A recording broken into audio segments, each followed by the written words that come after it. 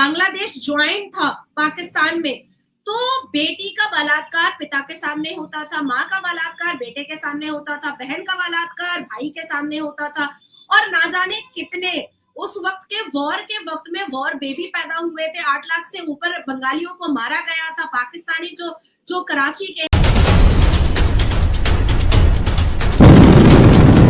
बांग्लादेश पर बहुत बड़ा हमला हुआ है। बांग्लादेश की 271 किलोमीटर सीमा पर पूरी तरह से कब्जा कर लिया गया है। बांग्लादेश की अब उल्टी गिनती चालू हो चुकी है। बहुत दिन अब बांग्लादेश रहने वाला नहीं है। यहाँ तक कि दावे किए जा रहे हैं कि बांग्लादेश के टेक्नाफ शहर पर भी कब्जा कर लिया गया है। बांग्लादेश भारत को धमकी देने में व्यस्त था, लेकिन म्यांमार के एक विद्रोही संगठन ने बांग्लादेश की सीमा पर ही कब्जा कर लिया है। तो मान के चलिए कि बांग्लादेश की उल्टी गिनती चालू है। बांग्लादेश पाकिस्तान से भी बड़ा कंगाल होने वाला है, और इसमें कोई कुछ भी यूनुस कर ले, लेकिन कुछ होने वाला नहीं है। अगर आप राष्ट्रभक्त हैं, अगर आप भगवान राम भक्त हैं, अगर आप संविधान को सर्वप्रिय और सर्वप्रथम रखते हैं, अगर आपकी विचारधारा सनातनी है और हिंदुत्व है, अगर आपका संकल्प इस राष्ट्र को अखंड भारत बनाने का है, तो कृपया नेताजी सुभाष चंद्र बोस एयरपोर्ट कोलकाता से इंडिगो से फ्लाइट बिल्कुल सही बात है। मत कीजिएगा। दुश्मनों को हम नहीं देंगे रोटी बोटी, हम नहीं सांप को दूध पिलाएंगे। That's it, enough is enough. दुश्मन को दुश्मन की तरीके से देखना पड़ेगा। एक मजहब वाले ला इलाहा पढ़ करके हिंदू पुरुषों को जिंदा जला रहे हैं, एक मजहब वाले ला इलाहा पढ़ करके हिंदुओं की भगवान की प्रतिमा को तोड़ रहे हैं। Welcome to my new reaction video में आप सभी का स्वागत। आशा करता हूं सभी अच्छे होंगे, मस्त होंगे। मैं भी ठीक हूं। अगर हमने एक फिर पाकिस्तानी वीडियो के साथ, जो बांग्लादेश की इतनी समय उनका रहनुमा बना बैठा है, तो आज हम इसी बात करते हैं और पाकिस्तान का चमकी धोया जाएगा। पाकिस्तान वीडियो पर रिएक्शन तगड़ा होगा आज। वीडियो में बने रहिए। वीडियो पसंद है तो वीडियो को लाइक, चैनल सब्सक्राइब जरूर करें। एक तरफ मजहब वाले ला इलाहा पढ़ करके मंदिरों को तोड़ रहे हैं, संतों और महंतों को मार रहे हैं, बेटियों को बेआबरू बेइज्जत कर रहे हैं, किसको खुश करने के लिए। और आज हम बात करेंगे बांग्लादेश के अंदर बहुत सी डेवलपमेंट हुई है, और भारत क्योंकि उसका पड़ोसी भी है और भारत के साथ बहुत ज्यादा इस वक्त जो है बांग्लादेश जो है एंटी इंडिया हो रहा है। तो हम बात करेंगे दो बहुत ही अहम खबरों की। एक सवाल ये है कि इंडिया के पास बहुत बड़ी इकोनॉमिक पावर है, इंडिया के पास बड़ी आर्मी है, न्यूक्लियर वेपन है, लेटेस्ट टेक्नोलॉजी है। तो क्या भारत जो है बांग्लादेश से डर रहा है? क्या म्यांमार अगर 271 किलोमीटर बॉर्डर का जो एरिया है बांग्लादेश का कब्जा कर सकता है, तो भारत तो फिर बहुत बड़ा मुल्क है, बहुत बड़ी।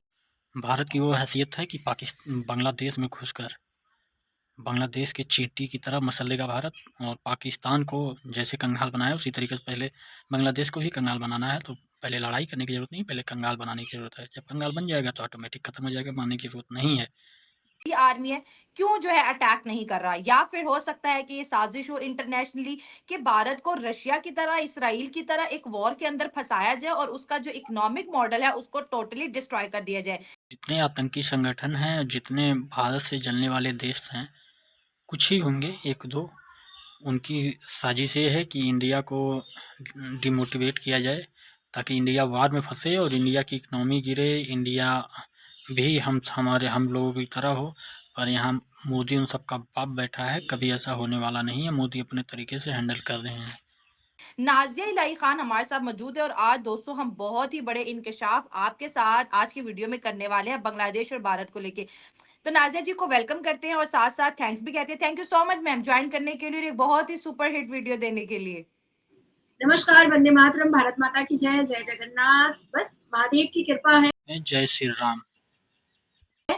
और जो भी कोई सत्य बोलता है उसको लोग सुनना पसंद करते हैं, और मैं हमेशा सत्य के साथ खड़ी होती हूँ, और मेरे पास तथ्य भी होता है।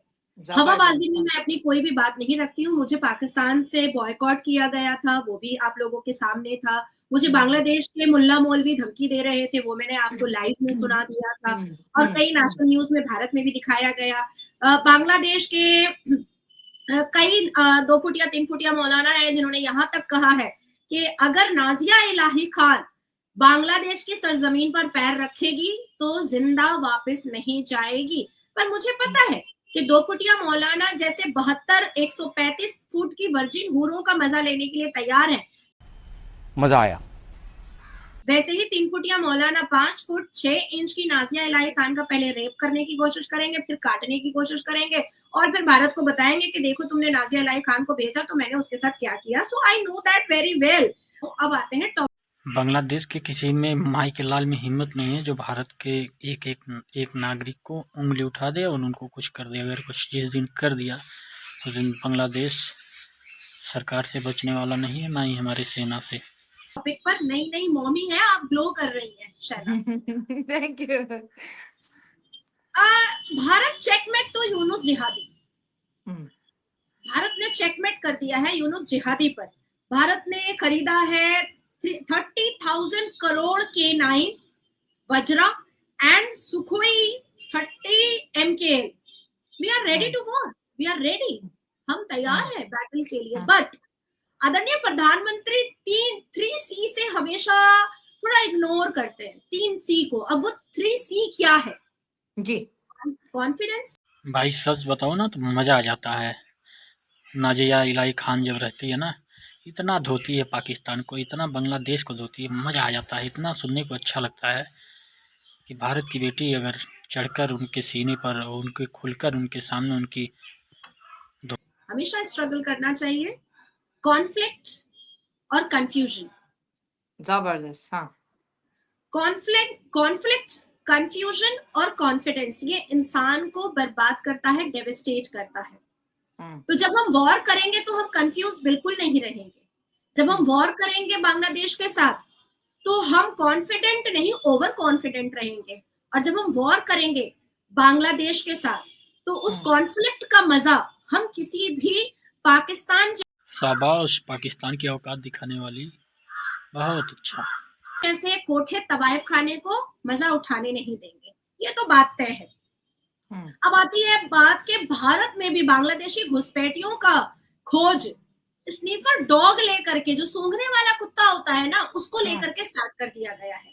और अच्छा। और हर एक गली कूचे मोहल्ले district area remote area state हर एक जगह पर पता नहीं आईबी और एनएसजी और कैसे कैसे ऑफिसर एक सिविल ड्रेस में घूम रहे हैं जो ये पता करने की कोशिश में लगे हुए हैं कि हमारे भारत में कितने करोड़ घुसपैठिया घुसे हुए हैं। अब भारत की बारी है। जितने बांग्लादेशी घुसपैठी हैं इन सभी सालों को मार के निकालना है और इनकी औकात इनको पता चलना है। जब खाने के लिए नहीं पाएंगे, रहने के लिए नहीं पाएंगे, तब समझ में आएगा इनकी औकात क्या है। और वो हमारे थाली की रोटी छीन छीन करके खा रहे हैं। और आने वाले वक्त में बहुत सारे भारत के मुसलमान नेताओं के नेतृत्व में हमारा ही गला काटने के लिए स्ट्रैटेजी और उम्मा का कॉन्सेप्ट रेडी कर रहे हैं। तो इसलिए इससे पहले कि हमारे भारत में उम्मा का कॉन्सेप्ट और स्ट्रैटेजी चले, इससे पहले कि हमारे भारत में आस्तीन में पाला हुआ सांप हमें डस ले, हम उसको खोजना स्टार्ट कर चुके हैं। मैं साथ साथ शैला ये भी कहती चलूंगी कि कहीं ना कहीं शेख मुजीबुर रहमान बंगाबंधु और शेख हसीना से एक गलती तो हुई है और एक चालाकी पाकिस्तान से जरूर हुई है। जिस तरीके से पाकिस्तान ने इतिहास के पन्नों में से 1971 से लेकर के और उसके पीछे में जो उन्होंने बंगालियों के साथ जो अत्याचार किया था, वो पाकिस्तान के युवा बच्चों को उन्होंने पढ़ाया नहीं और इतिहास के पन्नों से उसको मिटा दिया।